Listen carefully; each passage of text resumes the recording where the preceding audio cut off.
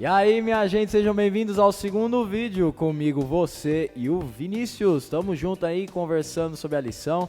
Então, meu amigo, hoje nós iremos abrir a nossa discussão lendo um verso bíblico de João, capítulo 7.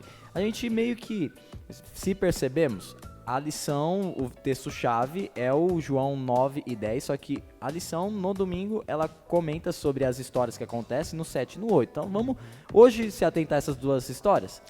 Perfeito, é muito bom comentar, porque aqui agora na história de Jesus, a gente vê que o conflito começa a se intensificar, até o título da lição que a gente vai estar abordando aqui. A chapa começa a ficar mais quente. E chapa quente eu gosto, hein, cara. Discussão é o que eu mais gosto de me meter, tô brincando. Vamos lá, João 7, o versículo 1, minha gente, diz assim, ó.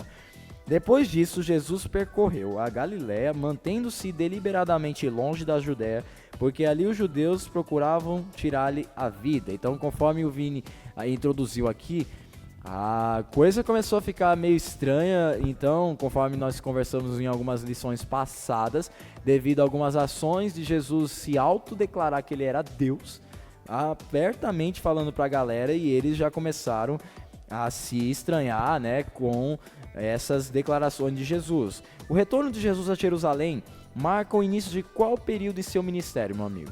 Então, Luan, ouvintes, nós temos o seguinte período. Começa o semestre final, 180 dias para a data onde Cristo se sacrificaria por nós. Nós temos os últimos 6 meses de vida, de ministério de Cristo aqui na Terra. E é onde a gente vai conseguir abordar cada um desses movimentos, por que Cristo se abstém de ir para tal região. Ele começa, ele começa a ser mais estratégico, porque pouco tempo está restando para ele. E aí a gente vai conseguir observar os últimos passos de Jesus aqui na Terra, as últimas lições, os últimos sermões, e a gente vai abordando os últimos milagres também, e por que eles são tão significativos para nós hoje. Caramba, meu Vinícius, se você for parar para pensar, ó, vamos até abrir o final aqui do João. João, ele é um livro que ele não tem realmente tantos capítulos quanto Mateus, então a gente aqui tem um número agora. João tem 21 capítulos, Mateus tem 28, mas relativamente por ser um livro de 20 capítulos e agora nós estarmos no capítulo 7, já a galera querendo matar ele, meu amigo, o negócio, então João quis dar uma ênfase maior realmente ao finish, né?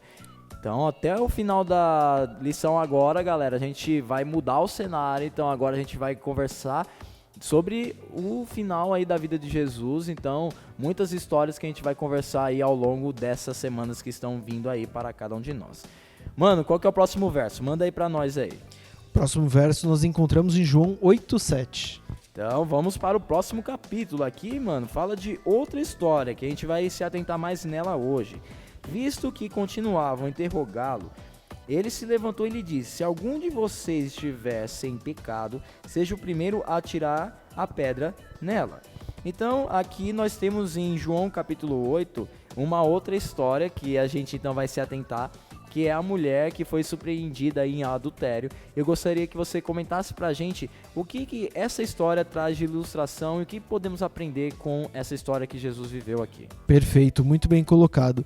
Até o próprio Cristo coloca que essa mulher é trazida para ele, terminando o contexto anterior, ele desce do Monte das Oliveiras e os fariseus trazem para tentar pegar Jesus, colocar aquela pegadinha, tentar colocar ele em maus lençóis. Vai ser a lei dos judeus, vai ser a lei dos romanos.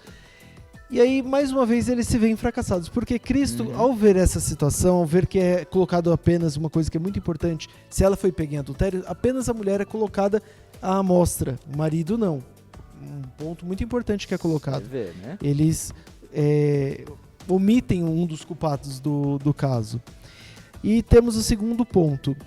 Cristo, ele está aqui não para apontar os pecados. E o que ele faz? Ele vê a mulher aos pés dele, ele se assenta, eu vejo, próximo à praia, Mar da Galileia, e começa a desenhar os pecados do povo. E o povo, ele não colocava tipo Vinícius do lado, mas colocava os pecados. E todo mundo sabia os pecados, porque nós sabemos. Eu sei os pecados que me afligem, o Luan sabe os pecados que o afligem, e a gente luta cada dia contra esse espinho que está na nossa carne.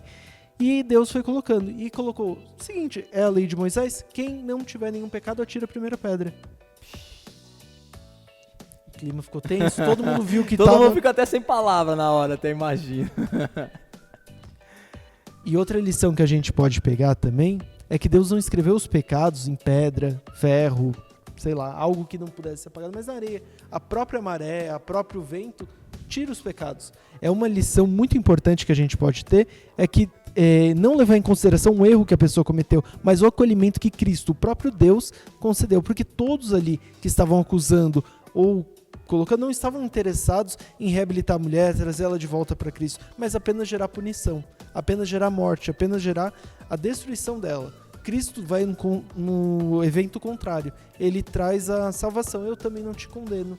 Vai e não peques mais. E essa é uma mensagem que traz... não apenas pode pegar, tá liberado o pecado, mas não. Seu pecado aconteceu, não peques mais. Eu também não te condeno. É isso mesmo. Então, conforme o Vinícius ele começou a falar dele, no contexto ali, só trouxeram a mulher para Jesus. Poxa... A lei de Moisés, né, os escritos antigos falavam que naquela situação era o homem, cara, que tinha que acusar a mulher do adultério. E cadê o cara lá para acusar aquela mulher? Não estava lá. Segundo, se os dois estavam pegos em adultério, né, porque se ela não era uma mulher, sei lá, da vida ou coisa do tipo, o cara também estava errado na situação. E com isso, a lei também exigia o quê? A morte do carinha lá. Então, gente, a situação foi totalmente armada para Jesus, para, como ele disse, pegar em maus lençóis, né? Por baixo ali do pano tinha muitas coisas que os judeus estavam escondendo ali, querendo pegar Jesus tanto por uma resposta quanto na outra, mas Jesus os surpreende com essa resposta, falando quem não tiver pecado, atire a primeira pedra. E com isso, essa mulher não foi condenada e Jesus também ofereceu para ela ali o perdão. E você citou muito bem, cara. Eu gostei da questão que você fez a analogia da areia.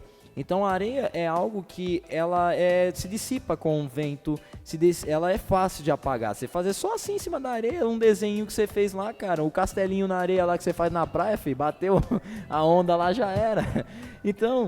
Jesus estava desenhando os pecados daquele pessoal ali numa areia que pode ser bem apagada, rapidinho. Não numa pedra que vai ficar eternamente escrito, que vai ficar para sempre na memória. Não, vai ser escrita na areia, porque ali Jesus estava oferecendo não somente para ela, mas para todos os que estavam ali naquela cena, Jesus estava oferecendo o perdão para cada um deles. O mesmo dedo que escreveu as tábuas dos 10 mandamentos escreveu os pecados na areia. É isso aí. Então, minha gente, o mestre do perdão. Esse é o nosso Jesus, o Jesus que ofereceu a salvação para esta mulher. E é esse Jesus que está comigo e com você, né, Vinícius, aqui, e oferecendo a salvação também para você que está aqui assistindo o vídeo conosco. Então, para finalizar, meu amigo, mande o último verso. O último verso que nós temos está em João 8:11. Diz assim: ninguém, Senhor, declarou Jesus, também não te condeno. Agora vá, abandone a sua vida de pecado. Então Jesus está fazendo não somente o convite para aquela mulher, mas para você que está aqui assistindo esse vídeo. Vamos orar? Obrigado, Senhor, porque o Senhor é o mestre do perdão. Obrigado porque o Senhor ofereceu perdão para esta mulher e também para cada um de nós aqui hoje em 2024. Que o Senhor esteja conosco, com cada pessoa que está escutando esse vídeo. É isso que eu te peço, em nome de Jesus. Amém. Amém. Temos então finalizado a lição, o conflito se intensifica. E vamos cada vez mais numa batida cada vez mais forte de histórias que vão tratando sobre os momentos finais de Jesus aqui na Terra.